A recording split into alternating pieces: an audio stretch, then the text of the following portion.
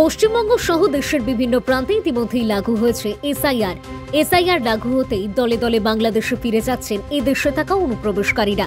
ইতিমধ্যেই দেখা গেছে দফায় দফায় এই দেশে থাকা অনুপ্রবেশকারীরা দেশে ফেরার জন্য হাকিমপুর চেকপোস্টে জমায়েত হয়েছিলেন।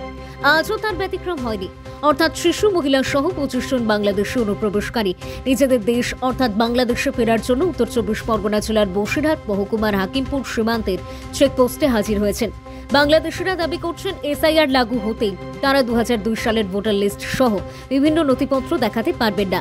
সে কারণেই তারা ভারত ছেড়ে নিজেদের দেশে অর্থাৎ বাংলাদেশে ফিরে যাচ্ছেন। সূত্রের খবর, এই সকল অনুপ্রবেশকারীদের দুই দেশের আন্তর্জাতিক আইন মেনেই তাদেরকে বাংলাদেশে ফেরানো হবে। আমার দেশের বাড়ি খুলনা জেলা কয়রা থানা, গ্রাম 3 নম্বর কয়রা। বর্তমান থাকি ইন্ডিয়া, কলকাতা, হাতিয়ারা। আমি মারুফ বিল্লাহ। আর কিছু না। তো ফিরে যাচ্ছে কেন? কি আমরা তো এসেছি এখানে তো মনে করো থাকার জন্য না, কাজকর্ম করার জন্য এসেছি। তো মনে করো এখন তো দেশের এই অবস্থা হচ্ছে, এখন কী করবো, দেশে চলে যাচ্ছে হচ্ছে। কেউ ফিরে যেতে বলেছে নাকি?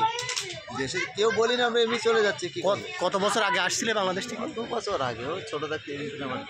তা কোনো কাগজপত্র কিছু হয়নি? কাগজপত্র থাকলে কি আর যেতাম?